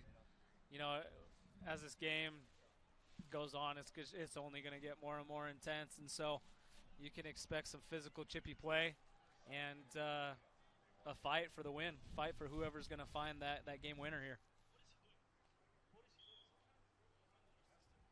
Utah Valley right now in the conference in second place. Air Force is within striking distance. Utah Valley and Air Force will square off here at Clyde Field next Saturday. Utah Valley needing and wanting all the points they can get at this time. Here's Utah Valley now. Caleb White. Caleb White looking for Frischnecht. Frischnecht trying to get the toucher on Tasuriz. Tasuriz there to gobble it up. Great save there by Tasuriz, because that touch there by Blake Frischnecht almost gets away from him, but he's able to find that and keep it within himself. Even a deflection there, I think Blake Frischnecht finds that ball, but able to keep it in his hands and keep possession. Great save. This is a crazy game.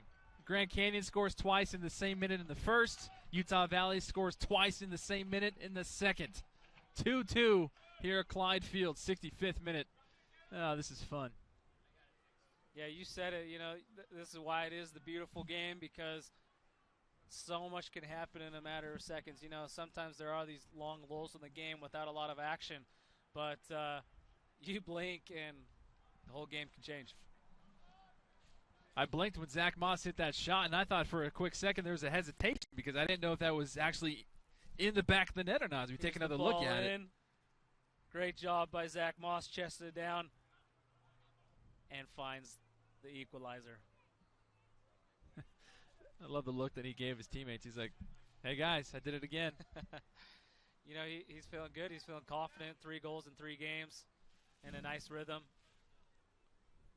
And why not? And again, Grand Canyon finds themselves in another position, but they are all too familiar with. Like we mentioned earlier, they haven't won in the last 8 matches, and out of those 8 matches that they've had, 5 of those matches have gone into overtime.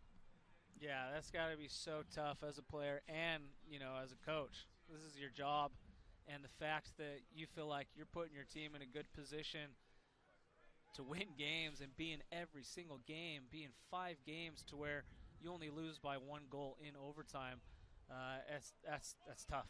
It's seriously is frustrating. But at the same time, positive to where you know that we can win and on any given night, you know, whether it's a bounce or a luck our way or a finish that we find, we can beat almost every team in this conference. And Zach Moss will take the free kick. Sterling Peniston-John got pushed from behind, drew the free kick and the foul for the Wolverines. 67th minute, Zach Moss right now looking for his target. Frischnecht in the middle. Moss sends it in toward that back post and right at Tasuriz.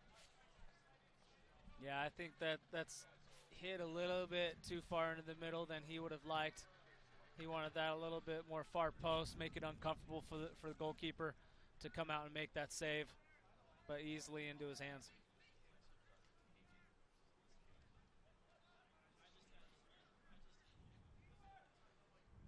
So Utah Valley beats your line in the sand.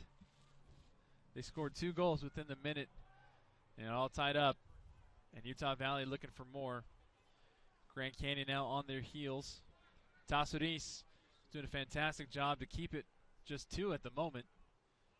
Saved a couple.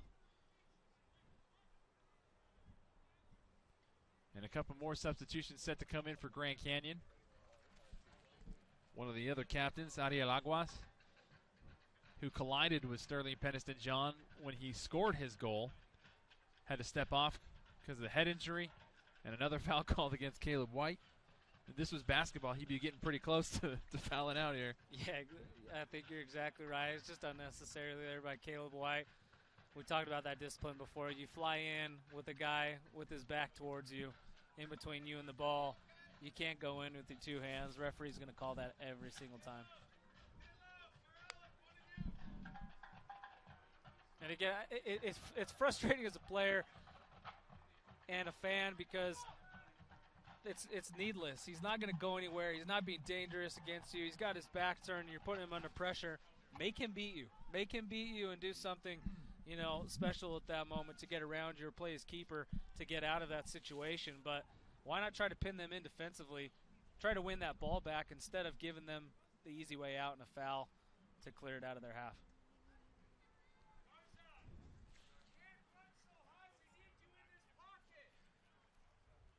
Ray Gayton as well as Agua set to come in for Grand Canyon.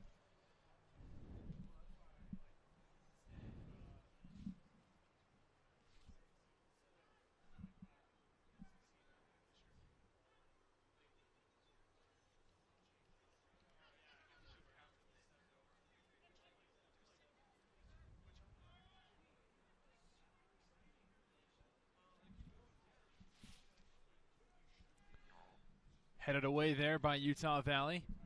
Caprio. Brown's clearance. Deflected off of Grand Canyon. Here comes the Lopes. Still deadly here.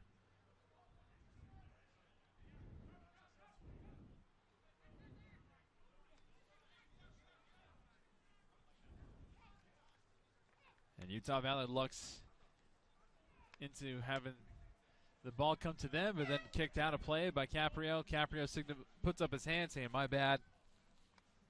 And Coach Moss is definitely in a better mental state right now than he was 10, 15 minutes ago. Yeah, of course. He knows the players and the personnel that he has under him. That as these guys go into this later part of the second half, that they'll create some opportunities and try to find themselves a game winner here. But you need better moments there from Aaron Caprio and the teammates alike, that once you win the ball defensively, keep the ball. He's got so much time there that he can play a number of players, tries to do the hardest thing and play clear across the field, and it goes out of bounds to nobody. So if the Wolverines here could develop a rhythm and actually keep the ball to where they could push in to the attacking half instead of having to go direct like this so often, then I think that they're going to give themselves a better opportunity to create some chances. And that's a ugly tackle there. Zach Moss collides with Julian Armaroli. And it was almost an anticipation, because as Zach Moss was rising to get to the ball, you could hear his coach, Greg Moss's dad, say, "Watch out, Zach." Yeah, you watched Armorley there, just a little late, but it was cleats up, comes into a shin. And pretty shocking that there is no card there. Another free kick opportunity, another set piece for Utah Valley. Can they find goal number 3 here?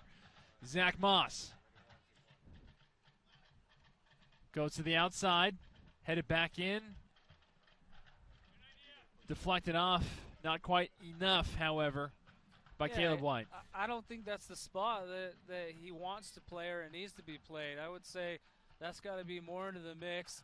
Maybe you want to find Caleb White, design play to head that back across, but it's a little too deep to test anything and really get a ball back into the mix. Frischnecht has it. Frischnecht trying to play the through ball. Zach Moss is through again. Zach Moss saved Tassouris. Tassouris gets his one-hand paw on it to keep it from going in the back of the net. That had goal number 3 written all over it. Yeah, that should have been goal number 3. He answers beautifully with a run in behind Frischnecht. Perfect place and time to give him that ball. You just hope that he puts that in one of those corners and does a little bit better with that shot. Great save nonetheless to keep the Lopes in this game. Fantastic play by Tassouris to keep it 2-2. And even though Tassouris saved it, it was still a great shot with pace by Zach Moss off his left foot. And here comes the swinger. Headed back by Grand Canyon.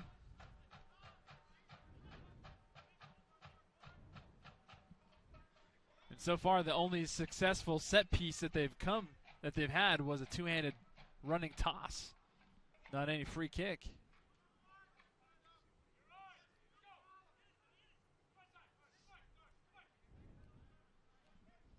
'73rd minute here at Clyde Field. 2-2 is the score.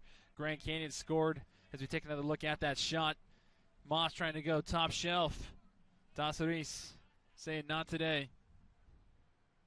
Yeah, it's hit well with pace, but maybe just a little bit more to the left or right, a little lower. I think that's a goal. Again, flag stays down. Great reaction save. Caleb White, the intended target. Now Grand Canyon with it. Garza trying to defend. Does so momentarily. Grand Canyon chipping this one. Jensen comes up to make the save. And Julian Armaroli, more wiry of a player than Utah Valley's giving him credit for here on this near side.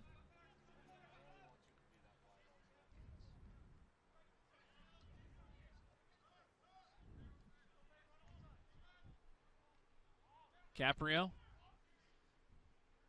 Here comes Grand Canyon now. Grand Canyon in the box. There's a shot deflected. Toe poked away by Felix. Still kept in play. And Felix finally clears it. Moss off the shin, right into his own dugout.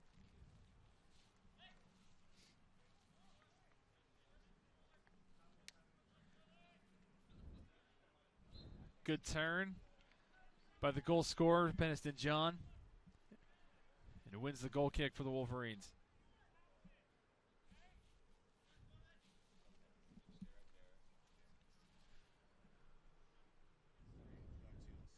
About 15 minutes left in regulation, and I'm sure both teams would not like to go to overtime, especially Grand Canyon.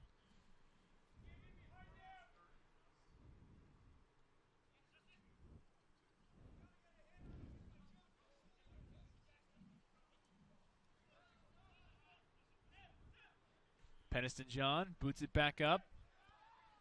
Moss trying to play the hop. Moss gets ahead on it. It's a little bit too far for Frischneck. Moss now playing chase. Grand Canyon pulls it back. Keeps it within the back line. Aristotelus. Haven't called his name for a while.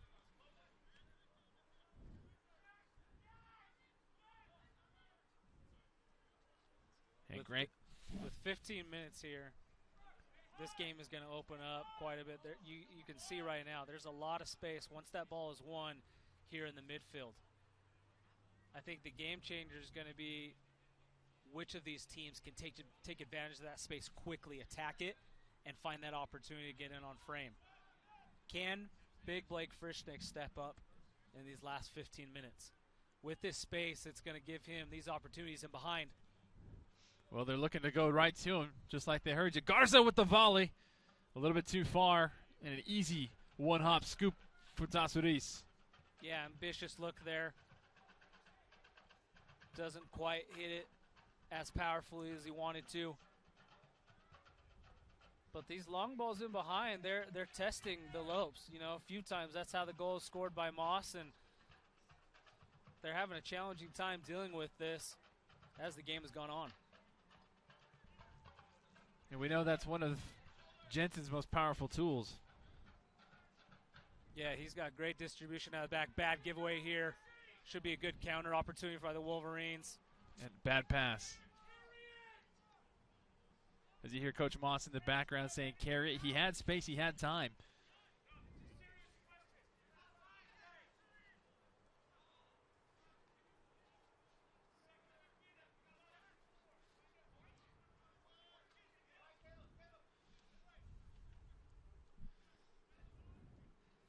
Yeah, those 4v3 opportunities you got to take advantage of on the counter. And unfortunate there by Zaire Vasquez that he doesn't just take that player one-on-one, commit someone in dish, or find Zach Moss earlier. Good look by GCU. Need to keep that down. That's Marlon Atondo with his head in his hands. Yeah, he wants that one back. I beg your pardon. Correction. That is the goal scorer, Justin Rasmussen. So Rasmussen has scored that second goal in the 7th minute. That was he who had a great look at the top of the box and just blasted it high and far. 78th minute. About 12 minutes left in regulation. Jensen with the goal kick. Zaire Vasquez. Brown. Vasquez. Vasquez with the turn. No white shirts around. Taken back by Grand Canyon. Aristotelus. Kicked away by Utah Valley. Good ball control there by the Lopes. Nice defense there by Ahmed Longmire. Looking for Blake Frischnecht. Frischnecht trying to get to the ball. Taken away by Grand Canyon.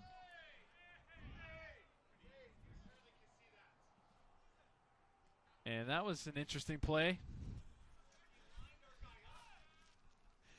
And Julian Armaroli put a shoulder into Blake Frischnecht right in front of the referees. Yeah, very interesting that nothing is called there. I think Blake falls a little bit easy, but definitely gets a shoulder thrown into him completely away from the ball. And Armaroli looked at Frischnecht before he did it, and then he did it. Completely intentional, absolutely. That should be a yellow card, no matter how hard, that shoulder thrown into him was. When you're off the ball like that, you're just asking for a card. Frischnecht up in the air. Just barely gets a head on it. Not as much head as he would like, but he signals that he is very excited about that pass from Zaire Vasquez. Yeah, it's a good cross in there, and he loves those opportunities. Tall, big presence, able to rise up with the hops that he has.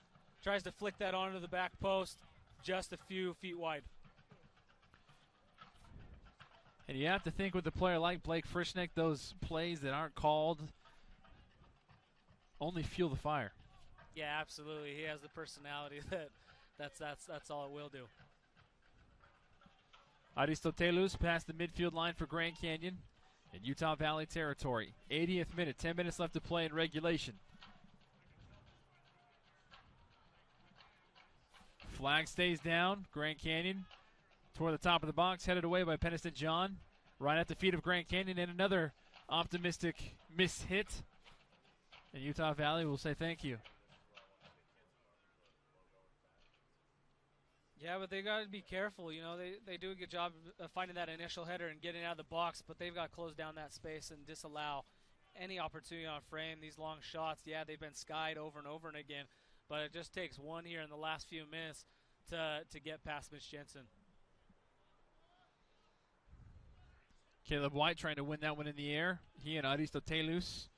The ball goes Grand Canyon's way. Mark Brown gets beat. Here comes Grand Canyon. Felix finally steps in front. Garza eventually takes it away. Garza trying to turn around and show off the speed. Garza, stutter step. Garza, beautiful pass. Can Frischnecht get there in time? Frischnecht has it. Everybody up now. Frischnecht on the corner of the box. Good defending by Grand Canyon. Solid takeaway there by Easley. Absolutely a great tackle there. Blake Frischnecht so good 1v1, but he reads it right at the right moment to stick his foot in there and make the tackle. 82nd minute.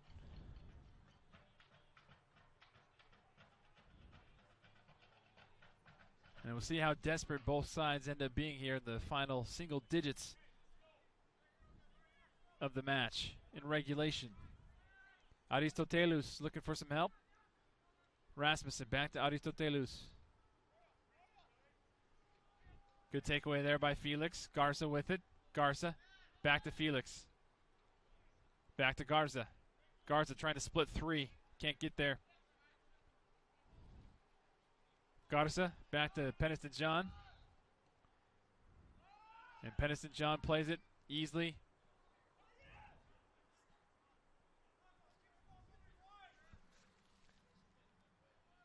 Armaroli calling for it.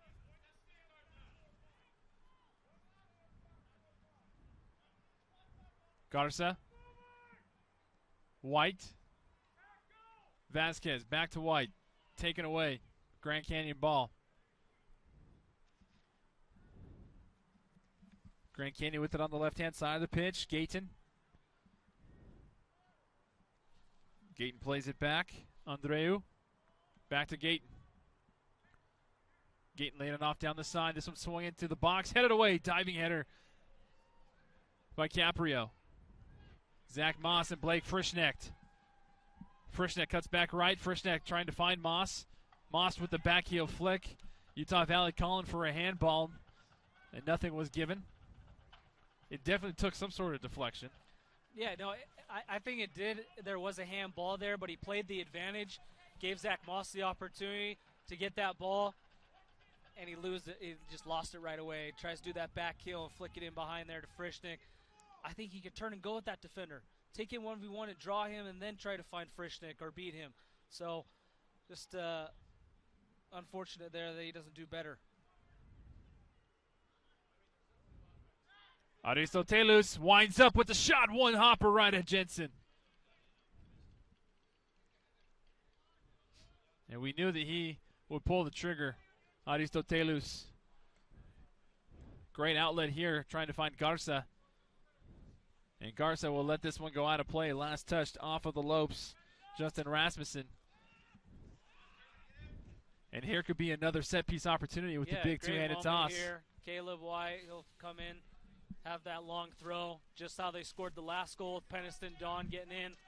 So this could be a great opportunity for Utah Valley. 85th minute, 5 minutes left in regulation. Utah Valley coming from behind to score 2 to tie it here in the second half. Caleb White's two-handed toss going to the near post. Headed away by Grand Canyon. Still in play, however. White recovers. White trying to fling it back in the box. Deflects off of Grand Canyon. Chested down by Caprio. Caprio trying to have a one-time. Goes out of play. Yeah, completely off balance there by Caprio. Chest that down. But knocking on the door here. If that can go get flicked on by Caprio to the back post, could be testing.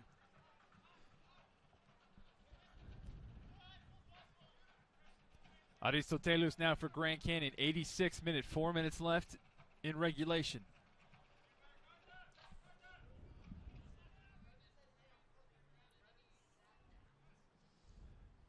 Aristotelus again. Chips this one in. Too far for his teammate, Armaroli. And Mitch Jensen will try and take this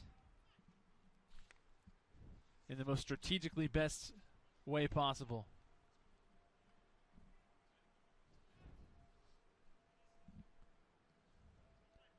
Jensen. Armaroli. Almost caught his teammate easily off guard there. Rasmussen keeps it in play for Grand Canyon. Armaroli up the pitch. Caprio trying to come up and take that one away. Instead, this one's still with Grand Canyon, headed down now by Utah Valley. 87th minute. Ahmed Longmire.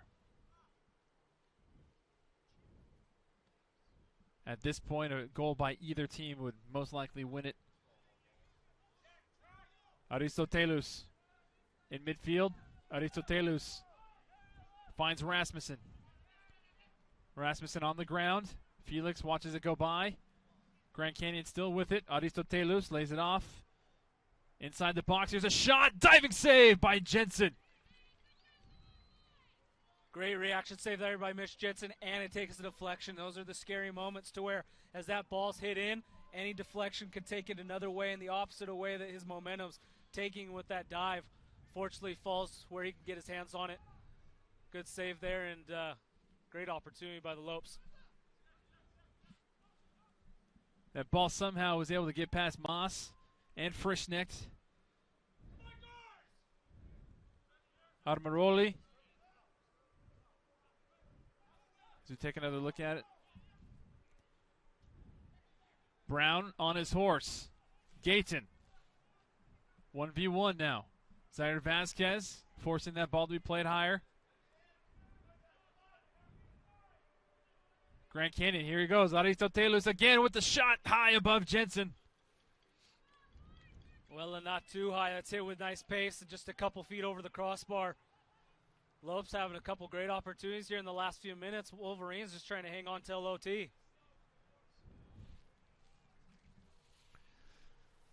Sometimes, even though that's not what you would like as a fan, in certain situations, that's the best thing that you can do, tactically speaking. Yeah, sure. Regroup and talk about, you know, the space and the moments that you're seeing to try and take advantage of.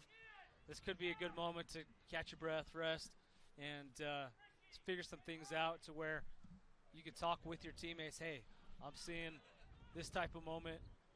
I'm seeing this play open up. If you find me here, there's a lot of space here. So a giveaway from Grand Canyon gave Utah Valley a moment of hope for a second, and Grand Canyon quickly took it right back. Peniston John steps in. Great defense there. Tag team with Alec Felix. Now Caprio with it. Caprio up to Felix. Final 90 seconds left of regulation. Zach Moss with the turn. Aristoteles now for the Lopes. Brown, great tackle, kicks it out of play. Clock continues to roll. The only drawback with overtime is that unlike regulation, you still have time, but overtime, as soon as that goal hits the back of the net, game over. You're exactly right. Yeah, it's a cruel man's way to play in the college game. Amaroli swings it toward that back post, punched away by Jensen. Final minute left. Can Utah Valley find some late second magic? This one gets past easily for a second. Blake Frischneck was on his horse, easily corrals it. Now on the near side, Armaroli. Final 35 seconds. Grand Canyon trying to switch it up, headed down by Utah Valley. Gayton corrals it for the Lopes. Gayton to the near side and Rasmussen. Rasmussen keeps it in play. Rasmussen, less than 20 seconds left. Curling toward that back post, headed away by Utah Valley. Still Grand Canyon possession. 10 seconds left in regulation. Lopes trying to put the pressure on, swinging to the box, headed away by Utah Valley's Brown. And that's how regulation will end. We are heading to overtime at Clyde Field. Utah Valley comes from behind in the second half, scores 2 goals, ties it up at 2. We'll take a quick break, catch our breath, and we'll be right back with overtime on the WAC Digital Network.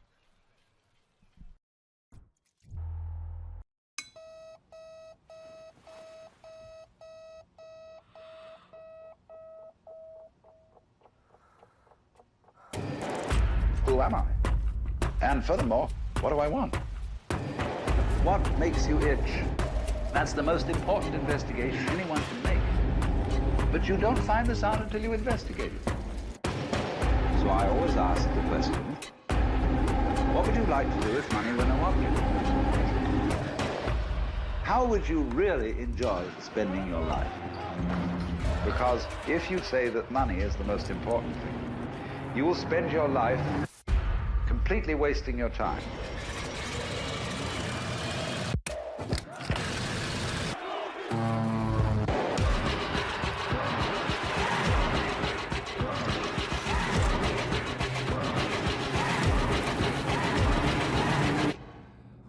Forget the money. After all, if you do really like what you're doing, you can eventually become a master of it. And then you'll be able to get a good fee for whatever it is. Therefore, it's so important to consider this question. What do I desire?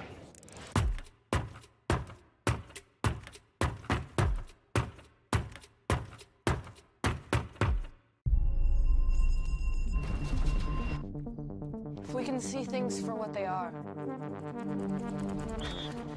if we can see what they could be, if the plastic we use, we never throw away, if the end of one thing could be the beginning of the next.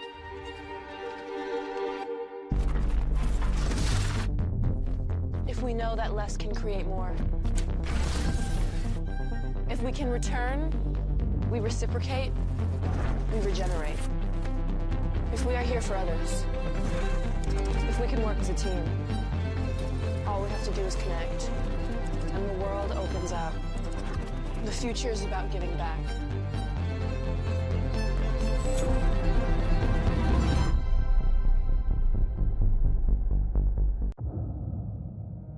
Hey, you gonna do this or what?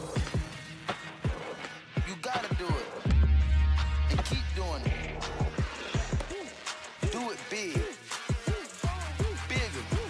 Hit it. Step it up. Always take the risk. Don't just watch it. Put your phone down and do it. Drip splash like the ice on the wrist. With one hand behind your back. One down. Do it blindfolded. Next. Do what your endorsement deal say you shouldn't. Section 43C, no rope swing over canyon dunks. Like what's happening? Do what they say you can't. Can you? Because there are those who don't and those who do. Yes, sir. Let's do. The road to national championships runs through NCAA.com and the NCAA Sports app. And whether you follow one college team or all of them, it's never been easier to get the content you want all in one place. With live broadcasts of multiple championships across all divisions. With exclusive access. Ready to go? Let's have some fun. And highlights for every single championship. Stay in the game all season long with NCAA.com and the NCAA Sports app. In the WAC, we value sportsmanship on the field, On the track, On the court, in the pool, and in the stands. we take pride in playing fair and being honest. We honor the game by showing respect for our opponents, The officials. The fans, and our team. Great sportsmanship is about keeping everything in perspective. It's about taking ownership after a loss. And being humble after a win. We hope you'll team up with us by staying positive on the sidelines. Because great sportsmanship is what unites us. We are the Western Athletic Conference.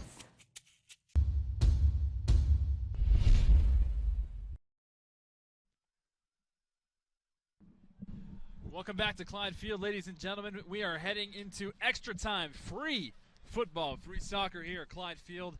Brandon Crow alongside Thomas Loomis and our sideline, pitch side director and producer Brent Schroeder and his fantastic camera crew, again braving the elements to bring you this fantastic content on the WAC Digital Network. We saw in the first half, Grand Canyon scored twice in the same minute in the 7th, Wilton and Rasmussen. And then Utah Valley counters and answers in the second half, having Peniston John score in the 62nd, and Zach Moss about 30 seconds after that in the 63rd to tie it up 2 goals apiece.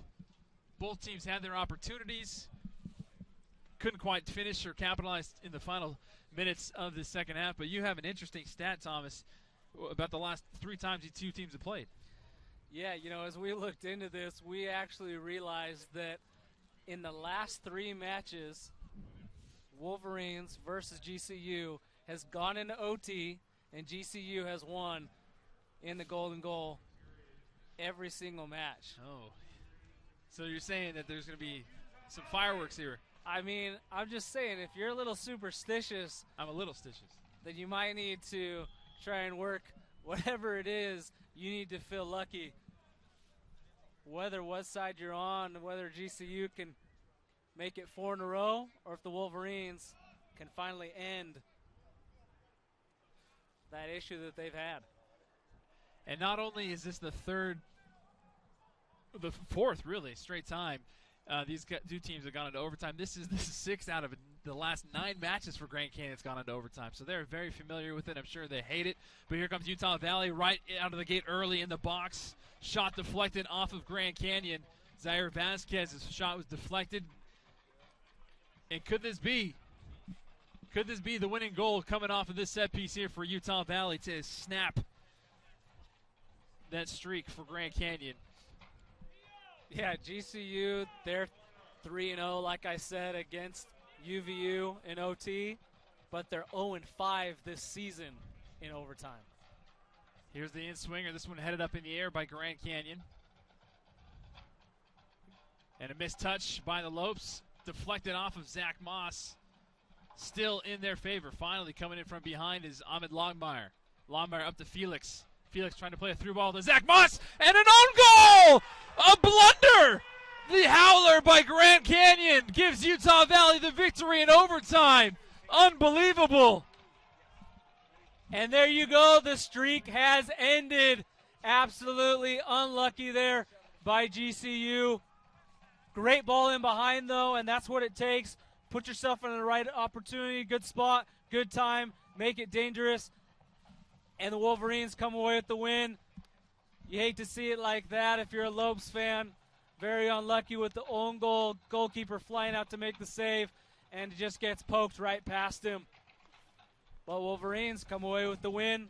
Much needed going into the end of the regular season. Here's a replay. Ball into Alec Felix. Plays it in behind. And the Wolverines will take it as he goes to just clear that ball, and he toe pokes it into the back of his own net. Looked like that was last touch by junior Ariel Aguas. Aguas trying to clear it. Very dangerous spot as a defender, and it went into the back of the net. Utah Valley is victorious in overtime. 3-2 is the final score, and is starting their last homestand to finish up this season. Thomas, they are 2-0. They defend Clyde Field here this week, defeating UNLV on Thursday. Now they got to gear up and face a tough Air Force team next Saturday for the season finale. Yeah, and this is the fight for that second spot. It'll be a huge game for the Wolverines to give them good momentum and solidify that second place spot going to the WAC tournament. I've mentioned it a couple times tonight, but that is huge to be able to have that bye and go straight to the semifinal in the WAC tournament.